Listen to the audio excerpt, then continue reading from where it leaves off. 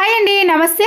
ఇలా ఎక్స్పైర్ అయిపోయిన 2 టాబ్లెట్లను తీసుకొని మెత్తగా స్మాష్ చేసుకోవాలి. టాబ్లెట్స్లను ఇలా పొడిగా చేసుకున్న తర్వాత ఏదైనా ఒక చిన్న బౌల్లోకి వేసేసుకోండి.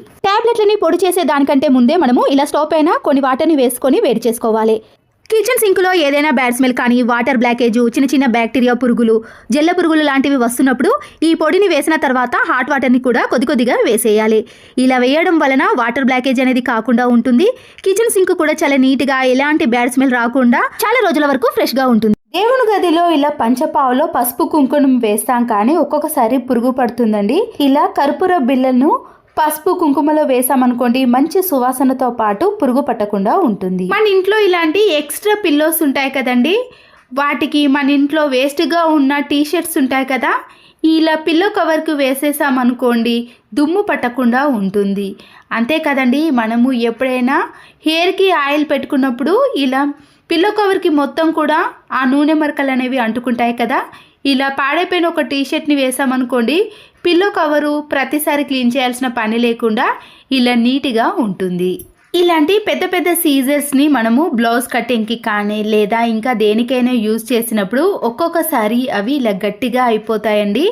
ఇలా కొద్దిగా వ్యాజ్లని మనము ఆ స్క్రూ మధ్యలో అప్లై చేసామనుకోండి, అప్పుడు ఎక్కడ కూడా స్ట్రక్ అవ్వకుండా ఇలా స్మూత్గా మనము ఏది కటింగ్ చేసినా కూడా చాలా నీట్గా వస్తుంది. కొబ్బరి చీపురుని మనము చేత్తో పట్టుకొని ఊడ్చేటప్పుడు ఆ పుల్లలు అనేవి చేతికి గుచ్చుకుంటూ ఉంటాయండి. ఇలా ఒక సాక్స్ను తీసుకొని ఇలా పై భాగంలో మనము ఈ సాక్స్ను వేసి అప్పుడు మనము బాత్రూమ్ క్లీన్ చేసినా కానీ, ఇల్లు క్లీన్ చేసుకున్నా కానీ మన చేతులు అనేవి నొప్పి పెట్టకుండా, గుచ్చుకోకుండా క్లీన్ చేసుకోవచ్చు. మ్యాచ్ బాక్స్ మనము వింటర్ సీజన్లో కొద్దిగా తడి అనేది ఉండటం వలన ఫైర్ అనేది సరిగా రాదండి. కొన్ని బియ్యపు గింజలను ఈ మ్యాచ్ బాక్స్లో వేసామనుకోండి, తడినంతా కూడా అబ్జర్వ్ చేస్తుంది కాబట్టి ఫైర్ అనేది చాలా ఈజీగా వస్తుంది. రాళ్ళ ఉప్పు ఉంటుంది కదండి, ఇలా ఒక బాక్స్లో వేసుకున్నప్పుడు అది తడిగా అయ్యి అంత తేమ అనేది వచ్చేస్తుంది. మనము ముందుగా ఇలా రాళ్ళ ఉప్పును ఒక బాక్స్లో వేసుకునేటప్పుడు తడి లేకుండా ఒక టిష్యూ పేపర్తో క్లీన్ చేసుకోవాలి. ఆ తర్వాత దాంట్లో ఒక టిష్యూ పేపర్ని పరిచి మనము ఈ రాళ్ళ ఉప్పుని వేసుకున్నామనుకోండి, ఆ టిష్యూ పేపర్ అనేది ఇలా వాటర్ని పూర్తిగా పీల్చేస్తుందండి. వర్షాకాలంలో కానీ ఇలా చలికాలంలో ఈ టిప్ అనేది చాలా బాగా యూజ్ అవుతుంది. ఇంట్లో ఉండే దువ్వెనలను ఇలా బాగా జిడ్డు పట్టినప్పుడు మనము వాటర్తో క్లీన్ చేయాల్సిన పని కూడా ఉండదండి. నేను ఇక్కడ మైదా పిండిని కానీ, కార్న్ఫ్లోర్ పిండిని లేదా బియ్యం పిండి ఏ పిండినైనా వేసుకోవచ్చండి. ఇలా దువ్వెనల పైన మనము కొద్దిగా ఇక్కడ నేను కార్న్ఫ్లోర్ పిండిని వేసానండి. వేసిన తర్వాత పాడైపోయిన ఒక టూత్ బ్రష్ని తీసుకొని ఈ పిండితో సహా మనము క్లీన్ చేసుకున్నాం అనుకోండి, దువ్వెనలో ఉండే జిడ్డు అనేది పూర్తిగా వచ్చేస్తుంది. చూసారు కదండి, పిండి అనేది ఎంత వైట్గా ఉండేనో ఇప్పుడు దాంట్లో ఉండే డస్ట్ వలన ఇలా పిండి కూడా పూర్తిగా నల్లగా మారిపోయింది.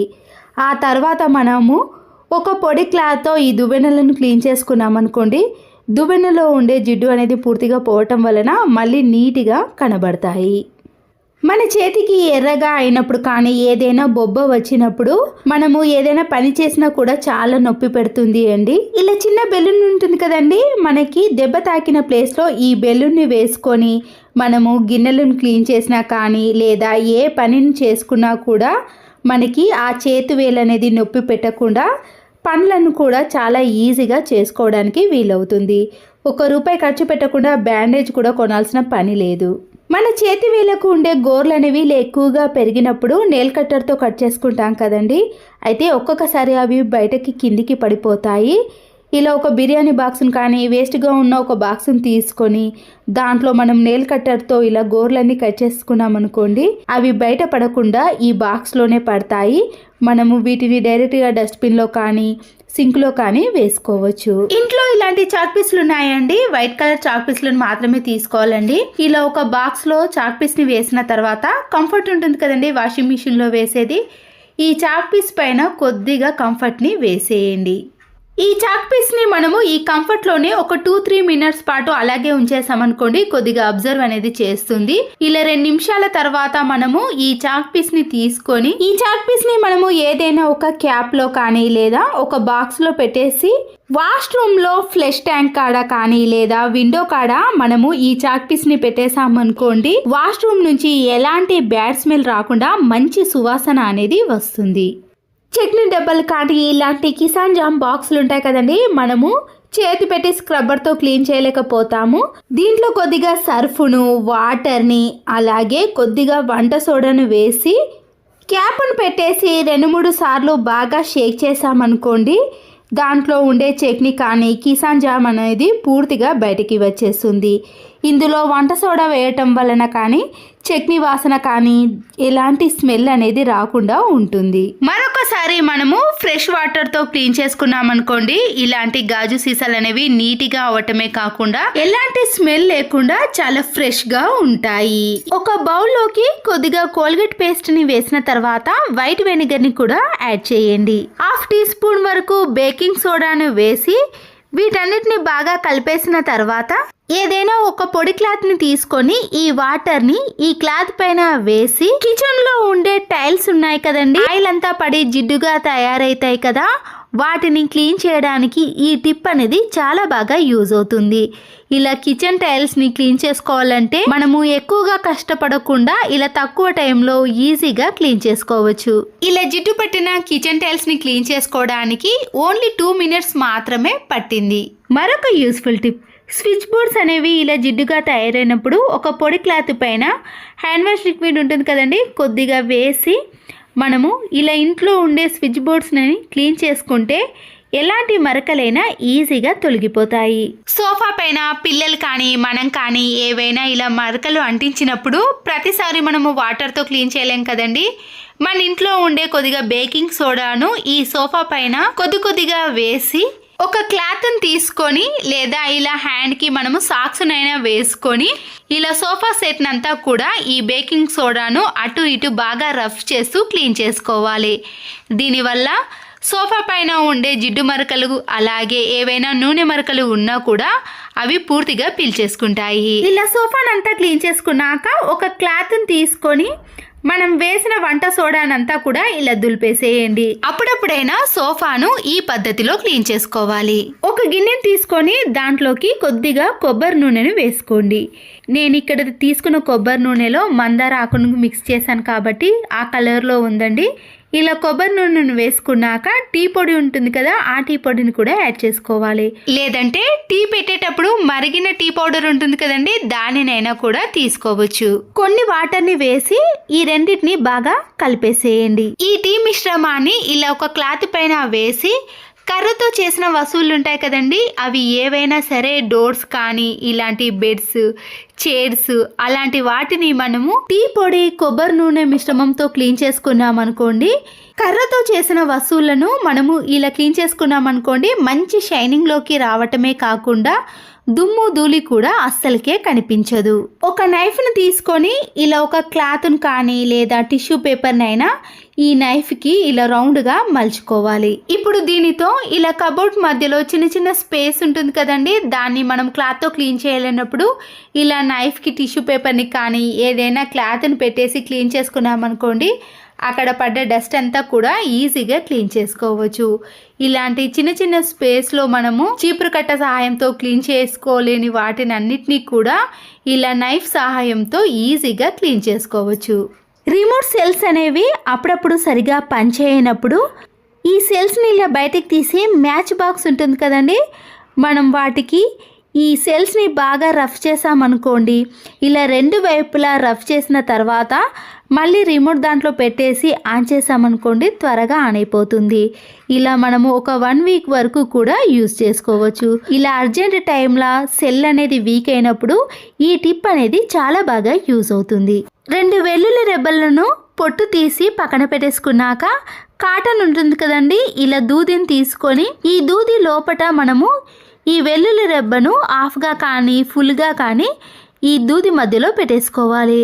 ఈ చలికాలంలో కానీ వర్షాకాలంలో సర్ది జలుబు అలాంటివి ఎక్కువగా ఉన్నప్పుడు రాత్రి పడుకునే ముందు చెవులలో ఈ దూదిలను పెట్టుకున్నామనుకోండి జలుబునంతా కూడా లాగేస్తుంది. చాలా మంది డెలివరీ అయిన తర్వాత బాలింత టైంలో కానీ ఇలా జలుబు ఎక్కువగా ఉన్న సమయంలో ఈ టిప్ అనేది చాలా బాగా యూజ్ అవుతుంది. స్పాంజ్ స్క్రబ్బర్ని ఇలా నైఫ్తో మధ్యలో చిన్న హోల్ చేసుకోవాలి. ఇలా హోల్ చేసిన దాంట్లో విమ్ లిక్విడ్ని కానీ సోప్ని కానీ పెట్టేసి మనము గిన్నెలన్నిటినీ కూడా ఇలా ఒకేసారి క్లీన్ చేయడానికి యూజ్ అవుతుంది. ప్రతిసారి సోప్ని స్క్రబ్బర్కి అంటించాల్సిన పని లేకుండానే ఇలా గిన్నెలు ఎన్ని ఉన్నా సరేనండి ఒకేసారి స్క్రబ్బర్తో ఈజీగా క్లీన్ చేసుకోవచ్చు. దీనితో మన పని సులువు అవ్వటమే కాకుండా టైం కూడా చాలా వరకు సేవ్ అవుతుంది. కిచెన్లో ఉండే సింక్ని క్లీన్ చేయడానికి సోప్ని యూజ్ చేయడం కంటే లైజాల్ ఉంటుంది కదండి, ఈ లైజాల్ బాటిల్ అనేది క్లీనింగ్లో అన్నిటికీ యూజ్ చేసుకోవచ్చు. చాలా బాగా పనిచేస్తుందండి. ఇప్పుడు మీకు చూపిస్తాను చూడండి. లైజాల్ని కొద్దిగా ఈ సింకులో వేసేసి మనము స్క్రబ్బర్తో క్లీన్ చేసుకోవాలి. దీనివల్ల ఈ సింక్ అనేది మంచి షైనింగ్లోకి రావటమే కాకుండా ఎలాంటి బ్యాడ్ స్మెల్ రాకుండా మంచి సువాసన అనేది వస్తుంది. ఎప్పుడైనా మనం నాన్ వెజ్ గిన్నెలు క్లీన్ చేసినప్పుడు ఇలా బ్యాడ్ స్మెల్ వచ్చిందనుకోండి, ఒక్కసారి లైజాల్తో క్లీన్ చేసి చూడండి, 1 వీక్ వరకు కూడా మంచి సువాసన అనేది వస్తుంది. మ్యాచ్ బాక్స్ అనేది దేవుని గదిలో మనము దీపారాధనకు యూజ్ చేస్తాం కదండి. ఇలా ఆయిల్ పడి కానీ వాతావరణం మార్పుల వల్ల ఈ మ్యాచ్ బాక్స్ అనేది ఇలా మెత్తగా అయ్యి ఫైర్ అనేది త్వరగా రాకుండా ఉంటుంది. అలాంటి టైంలో ఈ మ్యాచ్ బాక్స్లను మనము వంట చేసేటప్పుడు ఇలా వేడిగా ఉన్న గిన్నెలు ఉంటాయి కదండి, దానిపైన ఈ మ్యాచ్ బాక్స్లను పెట్టేసామనుకోండి, ఆయిల్ మరకలు కానీ తడి అనేది పూర్తిగా అబ్జర్వ్ చేసి అప్పుడు ఈ మ్యాచ్ బాక్స్ అనేవి త్వరగా ఫైర్ అనేది వస్తుంది. ఇలా అప్పుడప్పుడు వాతావరణం మార్పులకు మ్యాచ్ బాక్స్ సరిగా రానప్పుడు ఈ టిప్ అనేది చాలా బాగా యూజ్ అవుతుంది. ఇలాంటి చిన్న అద్దాలు కానీ డ్రెస్సింగ్ టేబుల్ అద్దాలు ఉంటాయి కదా, అవి మబ్బుగా తయారైనప్పుడు కొద్దిగా సాల్ట్ను చల్లి దీనిపై కొన్ని డ్రాప్స్ వరకు వాటర్ని వేసి మనము ఏదైనా ఒక పొడి క్లాత్తో క్లీన్ చేసామనుకోండి, అద్దాలు అనేవి మబ్బుగా కనబడకుండా మనం చూసుకున్న ప్రతిబింబం అనేది చాలా నీట్గా క్లీన్గా కనబడుతుంది. ఇక్కడ మీరు సాల్ట్కు బదులుగా పసుపును కూడా యూజ్ చేసి క్లీన్ చేసుకోవచ్చు. మరొక యూస్ఫుల్ టిప్, ఇలాంటి 5 kg ప్లాస్టిక్ కవర్స్ ఉంటాయి కదండి, 2 kg కానీ 5 kg కవర్స్ ఉన్నప్పుడు ఒక పిల్లో కవర్ని తీసుకొని ఈ ప్లాస్టిక్ కవర్ని మనము ఈ పిల్లో కవర్లో పెట్టేసేయండి. ఇలా పెట్టిన పిల్లో కవర్ పైన మనము గిన్నెలన్నీ క్లీన్ చేసిన తర్వాత వాటర్ అంతా కూడా టైల్స్ పైన పడతాయి కదండి, అలా పడకుండా ఉండాలంటే ఇలా క్లీన్ చేసిన గిన్నెలన్నింటినీ కూడా వీటిపైన బోర్లించామనుకోండి, కిచెన్ ప్లాట్ఫారం అనేది తడిగా లేకుండా ఎప్పుడు చూసినా కూడా చాలా నీట్గా కనబడుతుంది. స్టీల్ స్క్రబ్బర్ని కానీ ఇలా గరుకుగా ఉన్న ఒక స్క్రబ్బర్ని తీసుకొని మన ఇంట్లో ఉండే నైఫ్ని కానీ సీజర్ని బాగా రఫ్ చేసామనుకోండి, అవి మళ్ళీ కొత్త దానిలా షార్ప్నెస్లోకి వస్తాయి. అప్పుడు మనము ఏది కట్ చేసినా కూడా చాలా ఈజీగా కట్ అయిపోతుంది. నేను ఇక్కడ డైరెక్ట్గా మీకు ప్లాస్టిక్ కవర్ని కట్ చేసి చూపిస్తున్నాను, చూసారు కదండి. కవర్లని కానీ పేపర్లని మనము ఇలా ఎన్ని మడతలు పెట్టినా కూడా చాలా ఈజీగా కట్ అయిపోతుంది. దారపు రీల్స్ అన్నిటినీ కూడా ఇలా ఒక బాక్స్లో వేసుకున్నప్పుడు దారాలన్నీ కూడా ఒక దగ్గరికి అయ్యి చిక్కుబడిపోతాయండి. దారం కూడా చాలా వేస్ట్ అయిపోతుంది. ఈ రీల్స్ని తీసుకొని పై భాగంలో నైఫ్తో ఘాట్లు పెట్టుకున్నాక దారపు కొన చివరి భాగాన్ని మనము దీంట్లో పెట్టేసామనుకోండి, దారం అనేది చిక్కుబడిపోకుండా మనకి ఎప్పుడు కావాలంటే అప్పుడు ఈజీగా తీసుకోవడానికి వీలు ఉంటుంది. బిర్యానీ బాక్సులు కానీ వేస్ట్గా ఉన్న బాక్సులు ఉంటాయి కదండి, ఇలా దారాలను నీడిల్స్ అన్నిటిని కూడా ఇలా ఒక బాక్స్లో పెట్టేసుకోవచ్చు. ఇలాంటి చిన్న చిన్న పిన్స్ మనకి కావాలన్నప్పుడు అస్సలకే కనిపించవండి, వెతకాల్సిన పని ఉంటుంది. ఇలా ఏవైనా పిల్లలు తినే బాక్సులు కానీ వేస్ట్గా ఉన్న బాక్సులలో ఈ పిన్నిస్ని వేసి ఎక్కడైనా పెట్టేసామనుకోండి, మనకి కావాల్సిన టైంలో ఈజీగా దొరుకుతాయి. ఇలాంటి ప్లాస్టిక్ జగ్గులు ఉన్నప్పుడు ఒక్కొక్కసారి అవి క్రాక్స్ వచ్చి వాటర్ అనేవి అస్సలకే ఉండవు. వాటిని పడేయకుండా ఇలా వాష్రూమ్లో ఉపయోగపడే హార్పిక్ బాక్సులు కానీ పాడైపోయిన టూత్ బ్రష్లు ఇలాంటి బ్రష్లు అన్నిటిని కూడా ఈ జగ్గులో పెట్టేసుకోవచ్చండి. స్పేస్ కూడా చాలా ఎక్కువగా ఉంటుంది. ఇంకేదైనా పెట్టుకొని ఇలా వాష్రూమ్లో ఒక పక్కన పెట్టేసామనుకోండి, అన్నీ ఒకే దగ్గర ఉంటాయి కాబట్టి ఎప్పుడు కావాల్సిన తీసుకోవడానికి వీలు ఉంటుంది. అయిపోయిన కోల్గేట్ పేస్టులు ఉంటాయి కదండి, అయిపోయిన తర్వాత మనం పడేయకుండా ఏదైనా స్క్రూ డ్రైవర్తో ఇలా కింది వైపున హోల్ చేసుకోవాలి. ల్యాప్టాప్ ఛార్జింగ్లు కానీ ఇలాంటి పెద్ద పెద్ద వైర్స్ ఉంటాయి కదండి, వాటిని ఇలా మనము నీట్గా మడత పెట్టినా కూడా స్పేస్ ఎక్కువగా తీసుకుంటుంది, త్వరగా మడత అనేది పోతుంది కదా. ఇలా రౌండ్గా మడత పెట్టుకున్న తర్వాత మనము దీంట్లో నుంచి కోల్గేట్ పేస్ట్ని తీసి క్యాప్ని తీసేసి తర్వాత మళ్ళీ వీటిని ఇలా ఫిట్టింగ్ చేసేసామనుకోండి, వైర్లు అనేవి స్పేస్ చాలా తక్కువగా తీసుకుంటుంది, చూడడానికి కూడా చాలా నీట్గా కనబడుతుంది. వేస్ట్ అని పడేసే వాటిని కూడా మనము ఇలా ఇంట్లోకి ఈజీగా యూజ్ చేసుకోవచ్చు. ఒక బౌల్ ని తీసుకొని దాంట్లోకి ఏ షాంపూ అయినా పర్వాలేదండి, నేను ఇక్కడ కొద్దిగా సన్సిల్క్ షాంపూని వేసి మంచి సువాసన వచ్చే కంఫర్ట్ని కానీ లేదా కర్పూర బిళ్ళలనైనా వేసుకోవచ్చు. కొన్ని వాటర్ని వేసి ఈ రెండింటిని బాగా మిక్స్ చేసుకోవాలి. ఏదైనా ఇలా స్ప్రే చేసే బాటిల్లోకి అంతా కూడా వేసుకున్నాక గ్యాస్ స్టవ్ అనేది ఇలా జిడ్డుగా మరకలు మరకలుగా తయారైనప్పుడు మనం తయారు చేసుకున్న ఈ లిక్విడ్ని ఈ గ్యాస్ స్టవ్ పైన కొద్ది కొద్దిగా స్ప్రే చేసుకుంటూ స్క్రబ్బర్తో క్లీన్ చేసుకోవాలి. వెంటనే స్క్రబ్బర్తో క్లీన్ చేసుకోకుండా ఒక 5 మినిట్స్ పాటు అలాగే ఉంచేసామనుకోండి, మరకలు అనేవి ఈజీగా తొలగిపోతాయి. గ్యాస్ స్టవ్ అంతా కూడా స్క్రబ్బర్తో క్లీన్ చేసుకున్నాక డైరెక్ట్గా మనము వాటర్తో క్లీన్ చేయకూడదండి, గ్యాస్ స్టవ్ అనేది త్వరగా పాడైపోతుంది. ఇలా ఒక ఏదైనా పొడి క్లాత్తో గ్యాస్ స్టవ్ అంతా కూడా క్లీన్ చేసుకోవాలి.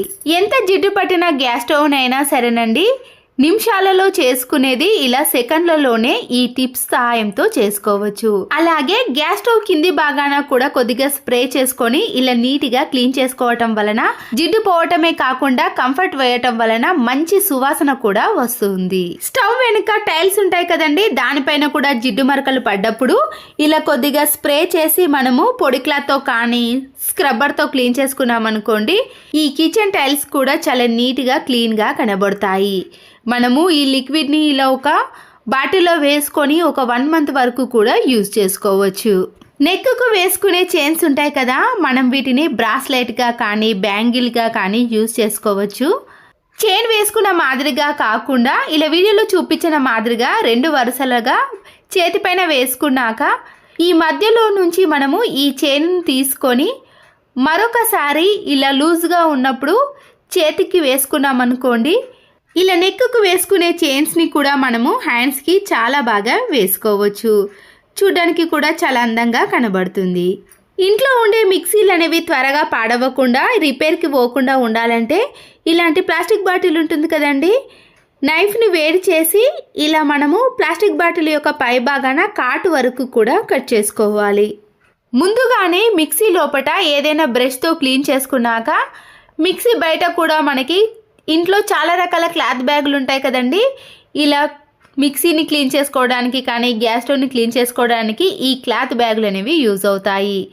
తర్వాత మనం ఇలా కట్ చేసుకున్న వాటర్ బాటిల్ క్యాప్ ఉంది కదండి, ఇలా పెట్టేసుకున్నా పర్వాలేదు, లేదా లోపల కరెక్ట్ సైజు చూసి మనము కట్ చేసుకున్నాం అనుకోండి, ఈ మిక్సీ లోపలికి జల పురుగులు కానీ ఎలాంటి పురుగులు వెళ్ళకుండా మిక్సీ అనేది ఎక్కువగా రిపేర్ రాకుండా చాలా సంవత్సరాల పాటు మనము నీట్గా క్లీన్గా చూసుకోవచ్చు. పిల్లల యూనిఫామ్స్ పైన కానీ లేదా కాలర్ షర్ట్స్ పైన మురికి అనేది ఇలా ఎక్కువగా ఉంటుందండి. మనము యూజ్ చేయని ఫోన్ కవర్ ఉంటుంది కదండి, ఆ కవర్తో కూడా మనము ఇలా కాలర్ పైన ఉండే జిడ్డును క్లీన్ చేసుకోవచ్చు. ఫోన్ కవర్లో ముందుగా సోపును పెట్టిన తర్వాత ఇలా స్క్రబ్బర్ని పెట్టేసి మీరు డైరెక్ట్గా దారంతో స్టిచ్చింగ్ కూడా చేసుకోవచ్చండి. కానీ ఇక్కడ నేను ఇలా ఊడిపోకుండా ఉండటానికి పైన అలాగే కింది వైపున 2 రబ్బర్ బ్యాండ్లను వేసుకుంటున్నాను. దీనిపై కొన్ని వాటర్ని వేసి కాలర్ పైన ఉండే జిడ్డును ఇలా మనము ఫోన్ కవర్ సహాయంతో క్లీన్ చేసుకోవచ్చు. వర్షాకాలంలో కానీ చలికాలంలో ఇలాంటి సోప్తో మనము బట్టలను వాష్ చేసామనుకోండి, చేతులు అనేవి తెలుపుగా కానీ ర్యాషెస్ రావటం లాంటివి జరుగుతాయి. అలా కాకుండా ఉండాలంటే ఈ టిప్ అనేది చాలా బాగా యూజ్ అవుతుంది. బట్టల బ్రష్తో ఎక్కువగా రాసామనుకోండి, కాలర్ కాడ చినిగే అవకాశం కూడా ఉంటుంది. వైట్ కలర్ కాలర్ షర్ట్స్ పైన మురికి అయితే అలాగే ఉంటుందండి, వాషింగ్ మిషన్లో వేసినా కూడా మురికి పోదు. ఇలా బ్రష్తో కాకుండా మనము చేతికి తడి కానీ సోప్ కానీ తాకకుండానే ఇలా ఫోన్ కవర్ సహాయంతో కాలర్పై ఉండే మురికిని ఈజీగా క్లీన్ చేసుకోవచ్చు. ఆ తర్వాత వీటిని వాషింగ్ మిషన్లో వేసామనుకోండి నీట్గా వస్తాయి. మల్లెపూలు కానీ లేదా చామంతి, దేవుని పటాలకు పెట్టే పువ్వులు ఏవైనా సరేనండి, మనం కవర్లో పెట్టేసామనుకోండి దాంట్లో తడి అనేది ఎక్కువగా ఉండటం వలన పువ్వులు అనేవి త్వరగా వాడిపోతాయి. ఇలా కవర్లో కాకుండా ఏదైనా ఒక ప్లాస్టిక్ బాక్స్ని కానీ స్టీల్ బాక్స్ని తీసుకొని దాంట్లో టిష్యూ పేపర్ని వేస్తారు కదండి, దానికి బదులుగా మీరు ఇక్కడ స్పాంజ్ని వేసి చూడండి.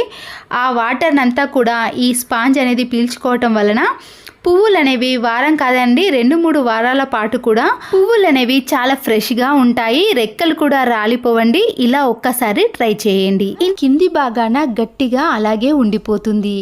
తీసేటప్పుడు చాలా ఇబ్బందిగా అనిపిస్తుంది. అలా ఇబ్బంది పడకుండా ఉండాలంటే మనము డీప్ ఫ్రిడ్జ్లో ఏదైనా పెట్టినప్పుడు కొద్దిగా ఆ ప్లేస్లో కొబ్బరి నూనెను అప్లై చేయాలి. ఇలా అప్లై చేయడం వలన అక్కడ స్మూత్గా ఉండటం వలన మనము ఎలాంటి బౌల్ పెట్టినా కానీ ఈజీగా తీసుకోవచ్చు. ఎంత ఐస్ కట్టినా కూడా చాలా ఈజీగా తీసుకోవడానికి వీలు ఉంటుంది.